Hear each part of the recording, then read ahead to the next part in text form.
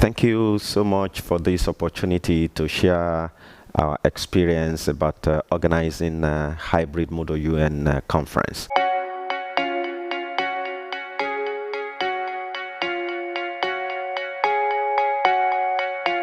Organizing a hybrid model UN conference could be tough at the beginning, but honestly it is exciting. It's a great experience for its novelty and extension of the boundaries of possibilities. It provides what a fully on-site conference could not probably provide. It provides a wider reach in terms of audience participation across geographical locations. It is cheaper for the participants as it eliminates the cost of travels, the cost of accommodation, feeding, and other associated cost elements. Technical speakers could join from any location, as well as possibilities of creating virtual rooms for committee sessions. However, there are some challenges, and these include stability of internet access, cost of deploying the technology to ensure seamless convergence and interaction of on-site and online audiences.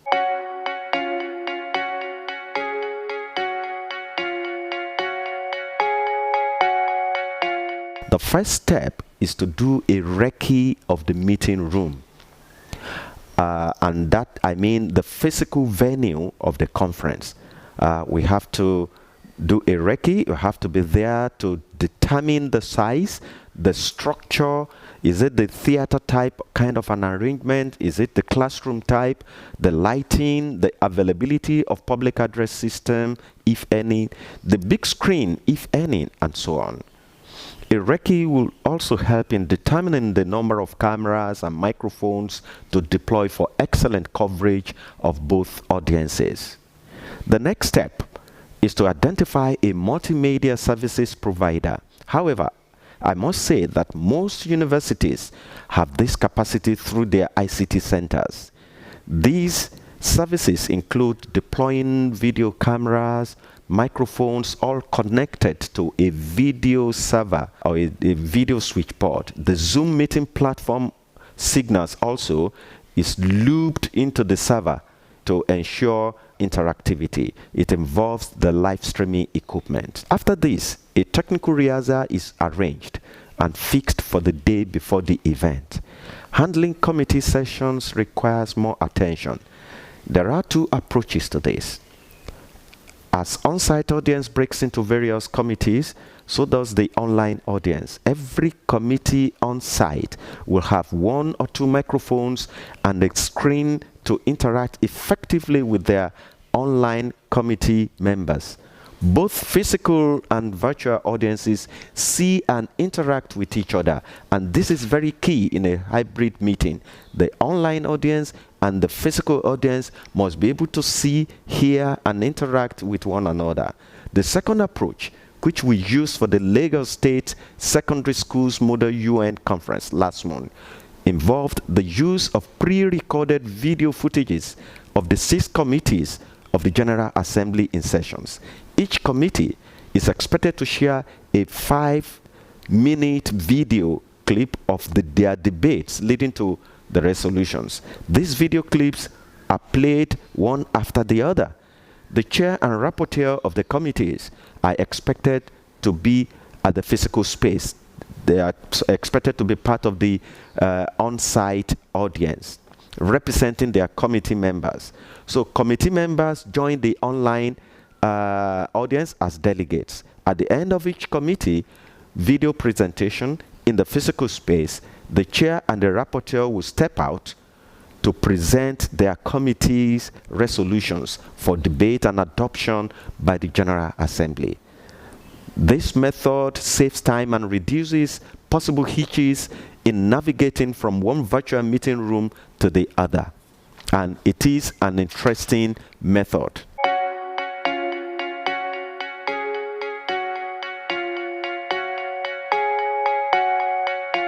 This is very, very key, especially when online participants are in different locations, probably in their rooms or in the public space, and then with so much distraction. So retaining their attention could be very, very tough, but not impossible. First, the provision of clear pictures of on-site, that is the physical speakers, and audience enhances the virtual audience attention. Sometimes with the aid of the video server and mixer, online participants get to see on their individual screens the photograph of speakers in the physical space, the cross-section of delegates in the physical space, which are mixed together via the video mixer. So they can see the two shots juxtaposed on their screen. So this also helps in retaining their attention. Furthermore, the online audience needs to be engaged and be intermittently reminded that they could drop questions, interventions, suggestions, concerns in the chat box. And also at the end of the opening ceremony, the online audience should be asked to switch on their videos for group photograph. Just as it happens in the physical space, the online audience with that opportunity to have group photograph, asking them to switch on their video, it makes it interesting. And when the plenary adjourns to go into committee sessions, we need to repeat the photo session and also announce that the same group photograph will be done in each of the committee. And lastly, ensure that not more than 20 participants, 20 delegates are in each online committee. And that is very, very important.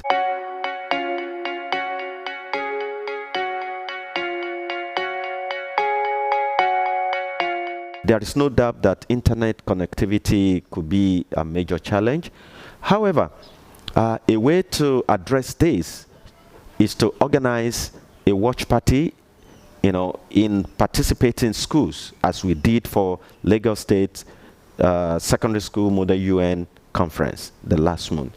We asked all participating schools to organize themselves into a watch party, so the delegates are assembled in a meeting room in the school. In fact, some of the meeting rooms are also branded in the name of their schools. So through one connection, we are reaching a lot of people. In each school, we had 30 delegates per school, and they were there representing various member states of the United Nations. Another way that we address this challenge is to get individual students who are within their family space, they're at home. We leverage on the interest of parents to get them to help their children to connect, and this is also helpful.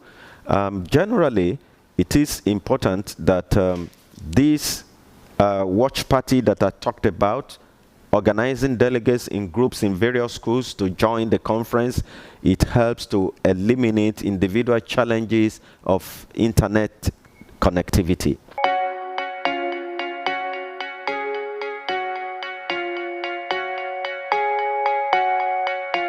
Ensuring that COVID-19 protocols are followed wasn't too difficult for us to achieve. UNIC Lagos provided UN-branded, reusable double-layered cloth face mask to all participants, to all delegates, all dignitaries, all journalists that attended. We also provided bottles of sanitizers for use by participants and also used on microphones and podium surface every time a speaker used this facility. More importantly, we capped the physical attendance at 50 people in a 120 sitting capacity hall. This ensured physical distancing within the meeting room. The 50 physical participants comprised of 30 delegates and 20 dignitaries and journalists. So the 30 delegates were the Model UN Conference officials, including the chair and rapporteurs of the General Assembly committees to be simulated.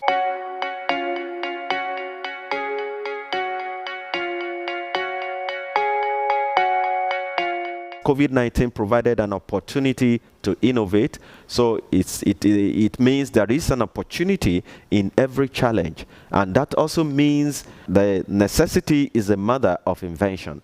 We at UNIC Lagos were not ready to live with Model UN being incapacitated by COVID-19 pandemic. We had to be innovative to achieve the same objectives, and in fact, to achieve more than if we had organized Model UN conference in the physical space. Technology its future, and the future is technology. That's another highlight for me.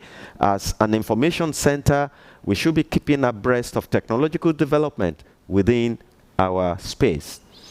Also, it showed that young people are ready to learn and contribute to the development of their space under guidance by someone who is more knowledgeable than they are in that subject matter.